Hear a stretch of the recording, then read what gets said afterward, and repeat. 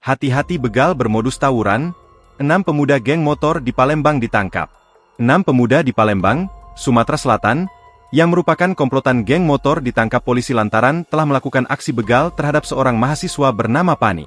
Keenam pelaku tersebut adalah Chandra, Aldino, Aldi Hajaya, Rahmat, Fajarudin, dan Angga. Mereka ditangkap oleh tim Opsnal Unit 3, Subdit 3 Jatanras, Direktorat Reserse Kriminal Umum, Ditreskrimum, Polda Sumatera Selatan di Jalan Irigasi, Kelurahan Srijaya, Kecamatan Alang-Alang Lebar, Palembang pada Senin, 4 Agustus 2025. Direktur Reserse Kriminal Umum Polda Sumsel Kombes Pol Johannes Bangun mengatakan, aksi begal yang dilakukan kelompok itu berlangsung pada Selasa, 10 Juni 2025, di Jalan Perjuangan, Kelurahan Sukajaya, Kecamatan Sukarami, Kota Palembang. Korban Pani ketika itu melintas di lokasi kejadian dengan menggunakan sepeda motor. Namun, ia mendadak diberhentikan oleh 10 orang yang merupakan komplotan pelaku.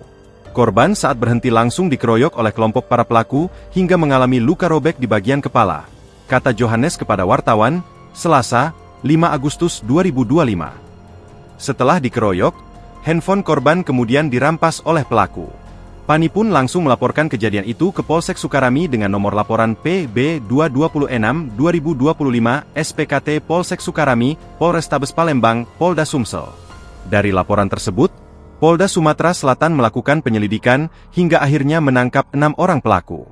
Polda Sumatera Selatan pun kini masih memburu 4 pelaku lain yang terlibat dari kelompok geng motor tersebut.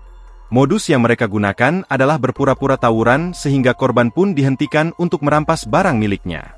Atas perbuatannya, keenam pelaku pun dikenakan pasal 365 KUHP tentang pencurian dengan kekerasan dengan ancaman hukuman penjara selama 5 tahun. Download Tribun X sekarang, menghadirkan lokal menjadi Indonesia.